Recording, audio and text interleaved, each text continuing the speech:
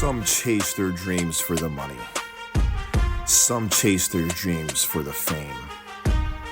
But once in a while, there are special ones that chase their dreams for a cause bigger than themselves.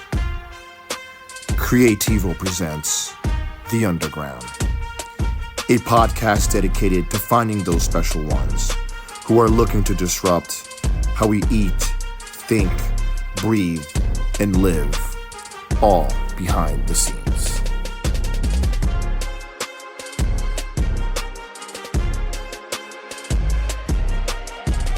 Ladies and gentlemen, for our next speaker, who needs no introduction, we have a legend in the house. I think sports is one of the most important things that we have in our country. And playing football for me was a treat. From the time I was young, I fell in love with the game, and getting a chance to watch guys on a professional level, guys like Barry Sanders, those were the guys that I watched and I wanted to emulate and wanted to be like. And so when we talk about inspiring, right? We talk about inspiring the youth and inspiring people. That's how I was inspired. You know, watching somebody on TV and then going out there with my friends and be like, hey, I can do those same moves too. You know what I'm saying? And so I want to give you guys a little background about my story. I grew up in San Diego, California. My dad is also from LA, so I've been traveling up and down that 405 freeway since I was a baby. I don't think anybody has put more time on that freeway than we right here. I could literally drive from LA to San Diego with my eyes closed, I swear. I believe sports is so important, especially for our youth, for our kids. My kids play sports right now. I coach them in just about everything. They're amazing little athletes. But for me, sports saved my life. It really gave me something to drive towards. Because at one point I was a young kid and trying to figure it out, kind of like all of us, right? And so I started with baseball. Baseball was actually my first sport. And as a young, very energetic kid, it wasn't exciting enough for me. So once I found football, I fell in love with it, and I'll give you the story. My mom did not want me to play football, being a worrying mother that she is. She thought I would get hurt and injured. When I was 9 years old is when I started playing football. And my second game that I ever played, ever touching a football, I scored 8 touchdowns, and I had 544 yards in one game. That was in one game. So articles started getting written, and like, man, who's this little kid? You know, this fast little kid, you know, just running all over the place. And you know, it was amazing because it captured me right away. The game, I fell in love with it right away. Everything that was about the highs, the lows, the violence of the sport, the scoring touchdowns, you know, all that was so exciting for me. And, you know, I learned so much in the sport, and I go back, I attribute, you know, a lot of who I am to the very first 2 coaches that I ever had. One guy was named Coach Keola. He's a little short, angry Hawaiian dude, but he demanded so much discipline and respect, but also at the same time he gave us a lot of love, and I think that was so important. And then there was another coach also on that same team, a guy named Coach Feely, really big, huge Samoan coach.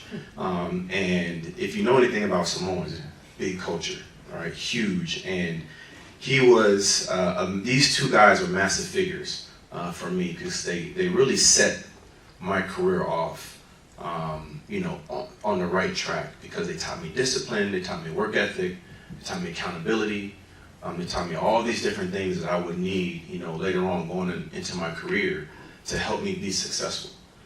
And so I was blessed to be around, you know, 2 really good coaches and also great talent.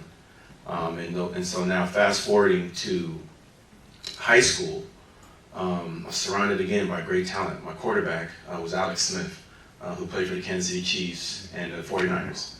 So as you can imagine, we didn't lose many games. I pretty much won every year.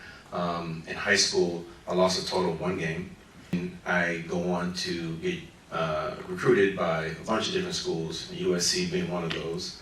USC really made a lot of sense for me because I was from San Diego. All my family was from Los Angeles. And it was made the most sense because my family didn't have to spend too much money to come watch me play. And they could just drive up and down the 405 freeway. And so in San Diego, where I grew up, we have Ricky Williams, Heisman Trophy winner, Marcus Allen, Heisman Trophy winner, Terrell Davis, Rashawn Salam, Heisman Trophy winner, rest in peace, he's not here with us anymore. And so I had really good examples in front of me of guys that paved the way for me and showed me that it could be done. And showed me that a young kid from San Diego could go on and to do great things. And so Ricky was such a massive figure in my area, in my neighborhood. And him going on to win the Heisman Trophy really inspired me because I was like, wow, dang, Ricky did it. And I actually went to elementary school right across from his high school. And he was such a massive figure. And then seeing him go on to college and win the Heisman Trophy really inspired me. So that's where the idea of winning the Heisman Trophy came from, was watching Ricky Williams and knowing that Marcus Allen, a guy like Marcus Allen and Rashawn Salam, he was the first to win it for Colorado. Now, just most recently, why am I forgetting his name? Travis Hunter. Yeah, just won it for Colorado as well. And so it's amazing because, again, that inspiring thing is so important to us. And that's why I love sports, because it inspires. And so I went on to win the Heisman Trophy. I said in high school, before I even knew what it took, I said I wanted to win the Heisman Trophy. So I believe that words have power. I believe that you say things first and then you go do it. There's power in that. And so I embarked on this journey, went to USC, surrounded by great talent, played on the team with tons of just great athletes. And I always go back to that team because that was such an important stepping stone for me in my life and stop. Because a lot of the guys on that team are still some of my best friends to this day. Played for Pete Carroll, who's a great coach as well. And we were surrounded by also great coaches on that staff as well that really helped shape us, to the young men, to become, great young men and to go on to do the things that we did. I played in 3 national championships, played in the national championship every year I was in college, won 2 of them. The most famous one against Texas, we lost in the last 10 seconds.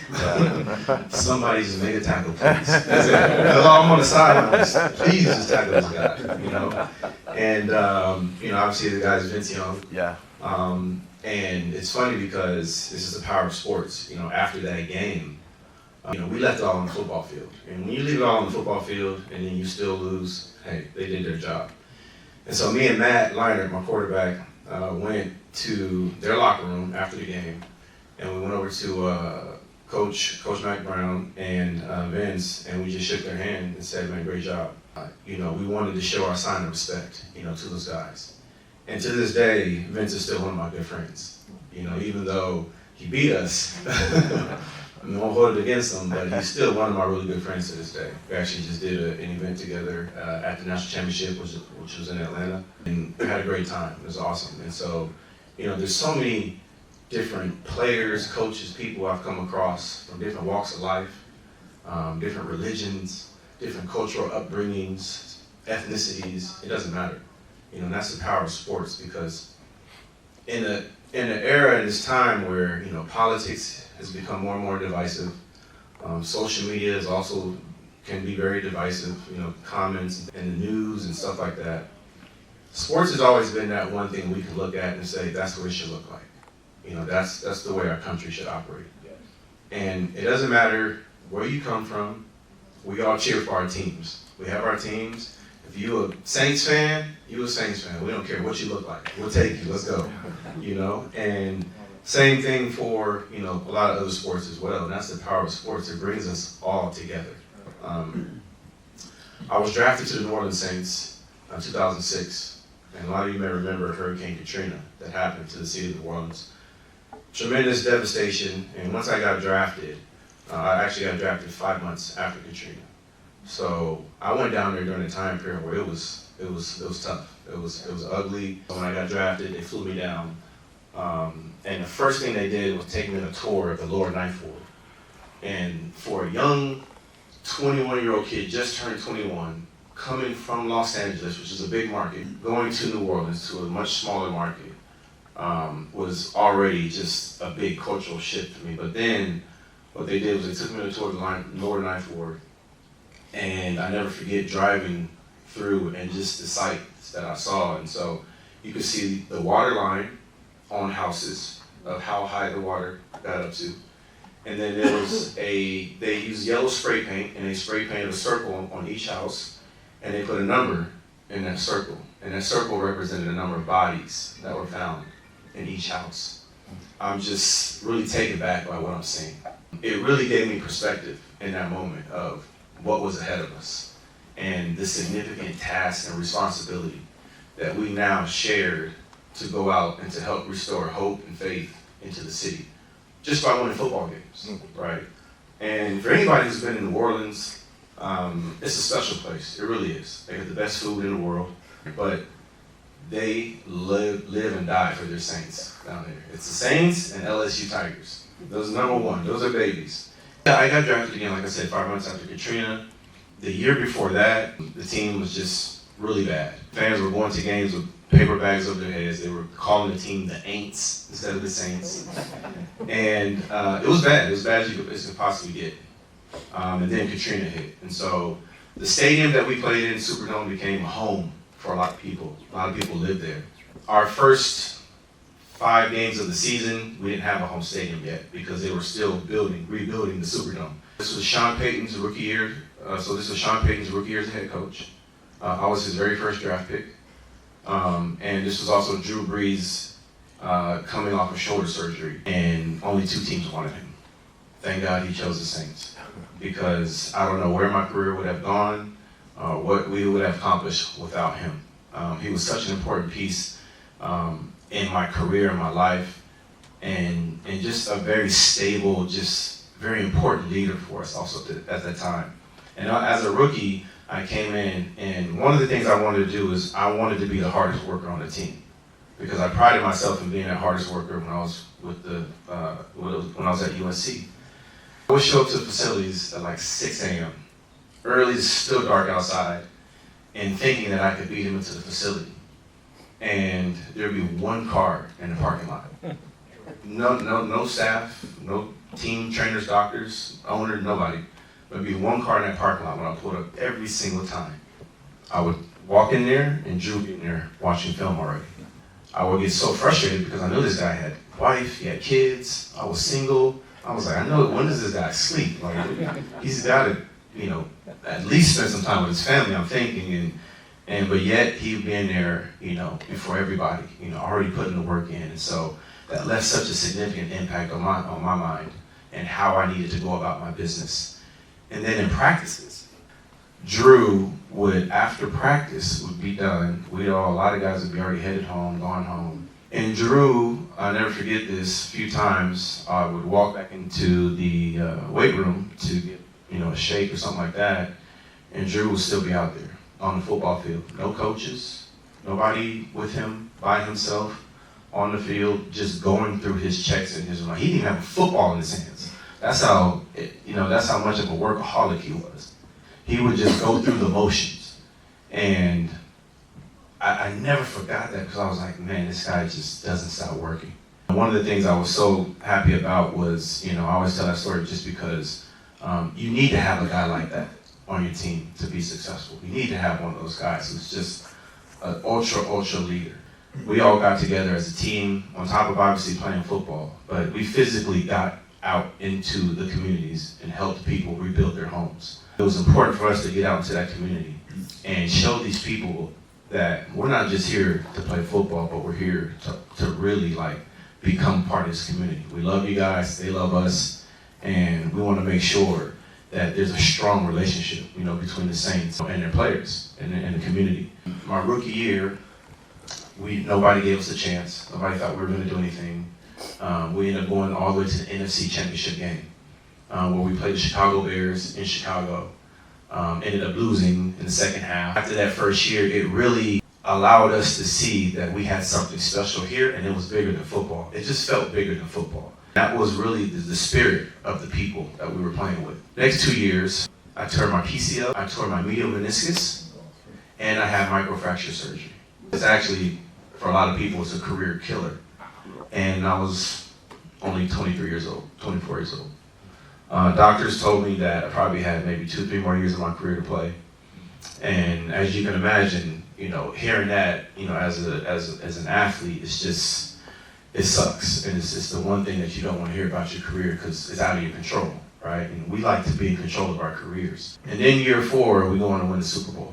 That was such a roller coaster of emotions going from being drafted in 2006 and wanting to get out and restore hope into the fan base, into the people, to being injured, being on the shelf for 2 years. And it fueled me on the inside because that's what fuels us as athletes, is we want to prove you wrong.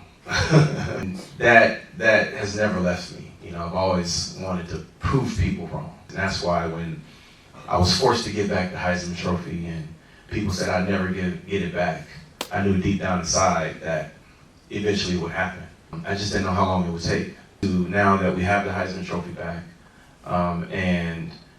that year when we won the Super Bowl was just a magical run, and I spent a lot of that year, so most of that year, before and after games, getting my knee drained, and it was tough as you can possibly imagine, painful as you can possibly imagine. I worked through it though, and fought through it, and I'm glad I did, because I never would have had that opportunity to win the Super Bowl, you know, for the city of New Orleans in the way that we did. And I'll never forget our Super Bowl parade that we had. I mean, millions of people, it felt like, was out there in the streets. You couldn't look down any street and there was an open space. You know, our coaches, obviously, you know, everybody was excited. I always tell this funny story, you know, Sean Payton, he's a great coach, but he's also a character off the field. Loves to drink. And so, as you can imagine, we're on these Mardi Gras parade floats, you know, going on the streets. I'm on the float with the owners, with the head coach, with the front office executives. I don't even know how I got on this float. I should have been on a different one with the players. Everybody on that parade float was drunk as hell, right? And so I'll tell the story. We're on the street, we're going through the streets, everybody's celebrating, it's packed around us. Sean Payton decides he's gonna jump off the float. Oh, wow. With the Super Bowl trophy, okay? So now he's off the float. Nobody else on this float notices that he's now has gone AWOL and is running down the streets with the trophy, okay? Now people have seen, now people obviously recognize him and notice him and they're like, what the hell? You know, what are you doing here? And so I just seen this swarm of people just engulf him, and you couldn't see him anymore. You just seen the trophy just floating, bouncing around, you know, down the streets. And so I'm yelling at the security guards, like, please go get him, bring him back here, you know. And I always like to tell that story because, you know, it's fun to celebrate, right? It's fun to have a great time, but it also, you know, it's one of those moments where you just it's a breath of fresh air because you know everything that you set out to do, you know, going back from that first year when I was drafted to winning that Super Bowl is validated. You know, now I have transitioned right into, you know, life after football. And one of the things for me, I found golf 2 years before I retired. And golf became my second passion. It actually captured me before I was ready for the game. Because the first time I picked up the golf clubs, I sucked. It was horrible. I couldn't hit the ball, couldn't touch it, and I thought I was just gonna go out there and be an athlete. And it was something that humbled me right away. And there's something for me about just being on the grass. Like, I love being on grass. And, you know, that's where golf has captured me, and now to the point to where I'm creating business in golf. I have my own clothing line with Travis Matthew. Go out and check that out, you know, if y'all get a chance. Not soliciting. Not soliciting. I said check it out. And also sponsored by Strixon. I don't know if any real true golfers in here know Strixon. They have the #1 irons on tour right now. Ton of great athletes that they sponsor. And I started playing a lot of these pro-ams and started playing and seeing that there is a massive community of athletes who all also play golf at a high level, carry single-digit handicaps, and are really, really good. I play this golf tournament every year called the American Century, hosted in Lake Tahoe. It's one of the biggest celebrity golf tournaments that happens. I was on hole 16, and Steph Curry was on like hole 6 or 5 or something like that. So we're on two completely different opposite sides of the golf course. And as I'm golfing, I'm about to hit my shot, we just hear this massive eruption of crowd noise, like people going crazy. And then everybody, all the fans that were on our side of the golf course took off running to the other side of the golf course just to take part in this experience to see Steph and what just happened. And we didn't know what was happening. We just saw people running, and we saw Steph hit this hole-in-one. And I was just like, man, this dude can't miss. Like, this is unbelievable. Like, when does he have time? You know what I'm saying? And he ended up going on to win the tournament. And then even the way he won it, he had to sink like a 20 or 25 putt just to win it. And so he ends up sinking this putt, wins it, and I'm just blown away. Like, all right, this guy's the best athlete ever. As I played in a lot of these pro-ams and some of these team events as well, what I started to see was that there's this massive community of athletes who love the game as much as I love it, who all want to compete at a high level as much as I want to compete as well, and are really good as well. Like I said, started building business in golf. I'm building a brand new golf tour for celebrity athletes. Guys like Steph Curry, Chris Paul, Ray Allen, the list goes on and on and on of some of the greatest athletes. When I turn on the TV right now, when I turn on the PGA right now, the one thing that I see that's missing is diversity. There's very little diversity in the game of golf right now. For so long, we fell in love with Tiger Woods and everything he brought to the game, rightfully so. His career in the PGA is done. Who's the next Tiger Woods, right? And, golf, for the most part, stayed a country club sport. It was not available to inner city kids as football, basketball, and baseball are. I believe if golf had been as accessible to the inner city kids and youth as some of these other sports, there'd be 10 more Tiger Woods that we would know about right now. But they just haven't had the opportunity. With our golf league, it's gonna be predicated around some of the best athletes in the world, but these are all also athletes who are of different cultures, ethnicities, religions. And so one of the problems that I want to solve in this game right now is diversity. The golf league is called All-Star Golf. I've been working on this for the last few years. I believe that there's an opportunity here to be able to bring change to the sport. Young people are not watching golf. The average age demographic for the PGA right now is 65-year-old white male. 10 years ago it was 55. So it's the same group of people that are growing with the sport. And in 10 more years, you guessed it, it'll be 75. And I believe with our athletes, and these are athletes from the NFL, NBA, hockey, baseball, soccer, some great soccer players, really well-known soccer players who play golf at a high level, tennis players as well, and as I said, boxers, guys like Canelo Alvarez. Huge, just strong, following of the Mexican fan base, with Canelo. There is no Mexican fan base right now in the sport of golf. Guys like Canelo can help bridge that gap and just helping us bring diversity. Young kids want to be like Steph Curry. Young kids want to be like Patrick Mahomes, LeBron James, right? Where would sports be without minorities in it? I think about some of the greatest athletes who played this game. As I said before, Barry Sanders. That's a guy who inspired me to want to play the game the way that I did. And I don't see that right now in the PGA. The athletes are not resonating with the youth right now. So that's an issue. That's one thing we got to correct. And how do we do that? We do that through our athletes, who are some of the most well-known, famous athletes in our country, from all these major sports that young kids want to be like. Our sport will be co-ed as well. We want women watching golf, and we want those demographics. We want them to be excited about the product that we put on the field. And so having a co-ed sport makes a ton of sense. You guys talk about it. I got a chance to meet her. I used to do a college football show called Big Noon Kickoff. On Fox. And we got a chance to meet Caitlin Clark. She's amazing. And we've just seen how much explosion of women's sports, where has it gotten? Ton of female athletes are all over commercials and sponsorship opportunities. And I love it because I think it's so important, especially for our young girls.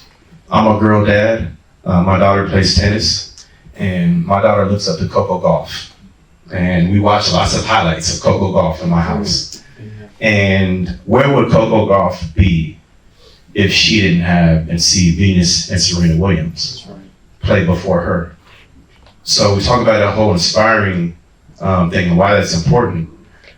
Venus and Serena inspired an entire younger generation of minorities and young black and brown girls to want to play tennis. The same thing that they did for tennis is the same thing that Tiger did for golf, right? And it's the reason why a lot of us play, because we fell in love with what he did. And so I want to take it a step further and make sure we keep with that same theme of we need more minorities in the sport of golf. Have men and women playing alongside each other, battling it out, all on one playing field in high stakes competition. Because golf is one of the few or only sports that men and women can play together, and it's a level playing field. Perspectives are now as an investor, think about the community side of it. Yeah. Going to each level all the way. Yeah. Pro level. It's the reason why, we love to play the game as athletes, and it's the reason why as fans we love to watch it, because it brings us together, and it brings us together in ways that other things can't, right? And again, as I said before, it doesn't matter your religion, your ethnicity, where you come from. The only thing that matters is, are we cheering for the same team? Or are we cheering for the same players as well? So in this generation of youth, Gen Alpha, Gen Z, they are not as married to teams as our generations were. They more so follow the athlete. So that's why when Luka gets traded from Dallas to LA, they follow him to LA. I heard Dirk Nowitzki did an interview. I don't know if you guys saw this, and he said, I'll never be a Lakers fan, but I'll always be a Luka fan. And I think that's so important because that's how this generation thinks. The youth, this is how they think. They follow the athletes wherever they go. And some of the athletes that I'm talking about in our sport, in our league that we're creating, are some of the most famous athletes, in sports. And these are the athletes that young people want to be like. These are the athletes that young people want to follow, right? And these are also happen to be the sports that are most popular in our country. We talk about football, basketball, baseball. And these are the athletes who carry this biggest social media following, that they are resonating with the youth, which is an issue, an area of weakness I see right now in the sport of golf. The same way that Michael Jordan was out there playing golf and Tiger was out there playing golf, and it just inspired an entire generation of athletes to get out and play golf, right? And that's why I think community is so important, because one, it inspires. And we want to continue to inspire our youth, giving them safe places as well. I had the YMCA when I was growing up. That was my safe place where I went to and played sports and things and met people from different areas that I never thought I would probably meet. And so that's why the community is so important, because it brings us all together, it inspires us, and it gives us something to strive for.